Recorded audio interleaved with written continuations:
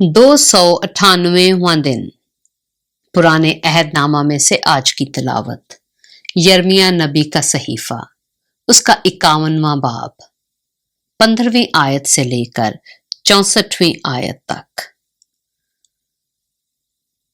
اسی نے اپنی قدرت سے زمین کو بنایا، اسی نے اپنی حکمت سے جہان کو قائم کیا اور اپنی عقل سے آسمان کو تان دیا ہے۔ اسی کی آواز سے آسمان میں پانی کی فراوانی ہوتی ہے اور وہ زمین کی انتہا سے بخارات اٹھاتا ہے۔ وہ بارش کے لیے بجلی چمکاتا ہے اور اپنے خزانوں سے ہوا چلاتا ہے۔ ہر آدمی حیوان خصلت اور بے علم ہو گیا ہے۔ سنار اپنی کھودی ہوئی مورت سے رسوا ہے، کیونکہ اس کی ڈھالی ہوئی مورت باطل ہے، ان میں دم نہیں، وہ باطل فعل فریب ہیں، سزا کے وقت برباد ہو جائیں گے۔ یعقوب کا بکرا ان کی مانند نہیں، کیونکہ وہ سب چیزوں کا خالق ہے، اور اسرائیل اس کی میراث کا عصا ہے۔ رب الافواج اس کا نام ہے۔ تو میرا گرز اور جنگی ہتھیار ہے، اور تجھی سے میں قوموں کو توڑتا اور تجھی سے سلطنتوں کو نیست کرتا ہوں۔ تجھی سے میں گھوڑے اور سوار کو کچلتا اور تجھی سے رتھ اور اس کے سوار کو چور کرتا ہوں۔ تجھی سے مرد و زن اور پیر و جواں کو کچلتا اور تجھی سے نوخیز لڑکوں اور لڑکیوں کو پیس ڈالتا ہوں، اور تجھی سے چرواہے اور اس کے گلہ کو کچلتا اور تجھی سے کسان اور اس کے جوڑی بیل کو، اور تجھی سے سرداروں اور حاکموں کو چور چور کر دیتا ہوں۔ اور میں بابل کو اور کسدستان کے سب باشندوں کو اس تمام نقصان کا جو انہوں نے سیون کو تمہاری آنکھوں کے سامنے پہنچایا ہے عوض دیتا ہوں، خداوند فرماتا ہے۔ دیکھ، خداوند فرماتا ہے، اے ہلاک کرنے والے پہاڑ جو تمام روئے زمین کو ہلاک کرتا ہے، میں تیرا مخالف ہوں، اور میں اپنا ہاتھ تجھ پر بڑھاؤں گا اور چٹانوں پر سے تجھے لڑکاؤں گا اور تجھے جلا ہوا پہاڑ بنا دوں گا۔ نہ تجھ سے کونے کا پتھر اور نہ بنیاد کے لیے پتھر لیں گے، بلکہ تو ہمیشہ تک ویران رہے گا، خداوند فرماتا ہے۔ ملک میں جھنڈا کھڑا کرو، قوموں میں نرسنگا پھونکو، ان کو اس کے خلاف مخصوص کرو۔ ارارات اور منی اور اشکناز کی مملکتوں کو اس پر چڑھا لاؤ، اس کے خلاف سپہ سالار مقرر کرو، اور سواروں کو مہلک ٹڈیوں کی طرح چڑھا لاؤ۔ قوموں کو، مادیوں کے بادشاہوں کو اور سرداروں اور حاکموں اور ان کی سلطنت کے تمام ممالک کو مخصوص کرو کہ اس پر چڑھائی کریں، اور زمین کانپتی اور درد میں مبتلا ہے، کیونکہ خداوند کے ارادے بابل کی مخالفت میں قائم رہیں گے کہ بابل کی سرزمین کو ویران اور غیر آباد کر دے۔ بابل کے بہادر لڑائی سے دستبردار اور قلعوں میں بیٹھے ہیں، ان کا زور گھٹ گیا، وہ عورتوں کی مانند ہو گئے، ان کے مسکن جلائے گئے، اس کے اڑبنگے توڑے گئے۔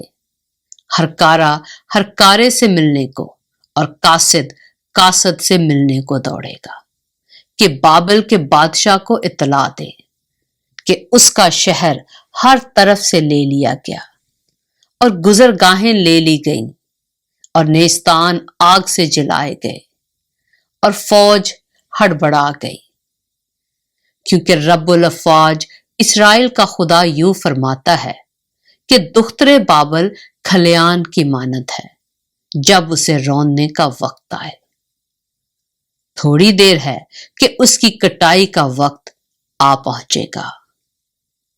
शाह बाबल नबूकदरज़र ने मुझे खा लिया।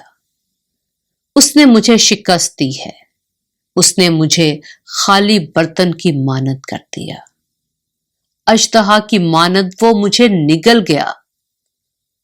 उसने अपने पेट को मेरी नेमतों से भर लिया। उसने मुझे निकाल दिया। सयून के रहने वाले कहेंगे, जो सितम हम पर और हमारे लोगों पर हुआ, बाबल पर हो। और यरूशलेम कहेगा, मेरा खून अहले कस्तिस्तान पर हो। इसलिए खुदावंद यूं फरमाता है कि देख, मैं तेरी हिमायत करूंगा और तेरा इंतकाम लूंगा और उसके बहर को सुखाऊंगा और उसके सोते को खुश कर दूंगा। और बाबल खंडर हो जाएगा और गीदड़ों का मुकाम और हैरत और सुस्कार का बायस होगा और उसमें कोई ना बसेगा। वो जवान बबरों की तरह इकट्ठे गरजेंगे। वो शेर बच्चों की तरह गुर्राएंगे। उनकी हालते तैश में मैं उनकी ज़ियाफत करके उनको मस्त करूंगा कि वो वजद में आए और दायमी ख्वाब में पड़े रहें और बेदार ना हों।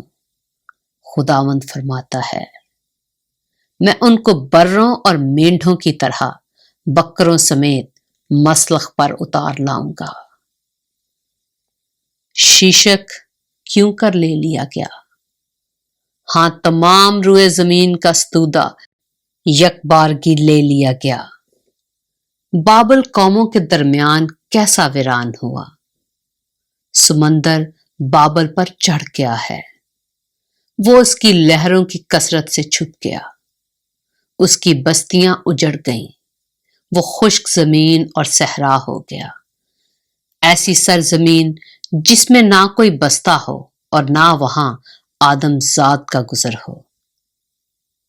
क्योंकि मैं बाबल में बैल को सजा दूंगा और जो कुछ वो निगल गया है उसके मुंह से निकालूंगा और फिर कौमें उसकी तरफ रवाना होंगी। हां, बाबल की फसील गिर जाएगी। ऐ मेरे लोगों, उसमें से निकल आओ और तुम में से हर एक खुदावंद के कहरे शदीद से अपनी जान बचाए। ना हो कि तुम्हारा दिल सुस्त हो और तुम उस अफवाह से डरो जो जमीन में सुनी जाएगी। एक अफवाह एक साल आएगी और फिर दूसरी अफवाह दूसरे साल में, और मुल्क में जुल्म होगा और हाकिम हाकिम से लड़ेगा। इसलिए देख, वो दिन आते हैं कि मैं बाबल की तराशी हुई मूर्तों से इंतकाम लूंगा और उसकी तमाम सरजमीन रुस्वा होगी और उसके सब मकतूल उसी में पड़े रहेंगे। तब आसमान और जमीन और सब कुछ जो उनमें है बाबल पर शादियाना बजाएंगे, क्योंकि गारत कर शुमाल से उस पर चढ़ आएंगे। खुदावंद फरमाता है, जिस तरह बाबल में बनी इसराइल कत्ल हुए, उसी तरह बाबल में तमाम मुल्क के लोग कत्ल होंगे। तुम जो तलवार से बच गए हो, खड़े ना हो, चले जाओ, दूर ही से खुदावंद को याद करो और यरूशलेम का ख्याल तुम्हारे दिल में आए। हम परेशान हैं क्योंकि हमने मुलामत सुनी। हम शर्म आलूदा हुए क्योंकि खुदावंद के घर के मकदसों में अजनबी घुस आए। इसलिए देख, वो दिन आते हैं, खुदावंद फरमाता है, कि मैं उसकी तराशी हुई मूर्तों को सजा दूंगा और उसकी तमाम सल्तनत में घायल कराहेंगे। हर चंद बाबल आसमान पर चढ़ जाए और अपने जोर की इंतहा तक मुस्तहकम हो बैठे, तो भी गारत कर मेरी तरफ से उस पर चढ़ आएंगे। खुदावंद फरमाता है, बाबल से रोने की और कश्तियों की सरजमीन से बड़ी हलाकत की आवाज आती है, क्योंकि खुदावंद बाबल को गारत करता है और उसके बड़े शोरो गुल को नेस्त करेगा। उनकी लहरें समंदर की तरह शोर मचाती हैं, ان کے شور کی آواز بلند ہے، اس لیے کہ غارت گر اس پر، ہاں بابل پر چڑھ آیا ہے، اور اس کے زور آور لوگ پکڑے جائیں گے، ان کی کمانیں توڑی جائیں گی، کیونکہ خداوند انتقام لینے والا خدا ہے، وہ ضرور بدلہ لے گا۔ اور میں امراء و حکماء کو اور اس کے سرداروں اور حاکموں کو مست کروں گا، اور وہ دائمی خواب میں پڑے رہیں گے اور بیدار نہ ہوں گے۔ وہ بادشاہ فرماتا ہے جس کا نام رب الافواج ہے۔ رب الافواج یوں فرماتا ہے کہ بابل کی چوڑی فصیل بالکل گرا دی جائے گی، اور اس کے بلند پھاٹک آگ سے جلا دیے جائیں گے۔ یوں لوگوں کی محنت بے فائدہ ٹھہرے گی، اور قوموں کا کام آگ کے لیے ہوگا، اور وہ ماندہ ہوں گے۔ یہ وہ بات ہے جو یرمیہ نبی نے سرایہ بن نیریہ بن محسیہ سے کہی جب وہ شاہ یہودہ صدقیہ کے ساتھ اس کی سلطنت کے چوتھے برس بابل میں گیا، اور یہ سرایہ خواجہ سراؤں کا سردار تھا، اور یرمیہ نے ان سب آفتوں کو جو بابل پر آنے والی تھیں ایک کتاب میں قلم بند کیا، یعنی ان سب باتوں کو جو بابل کی بابت لکھی گئی ہیں۔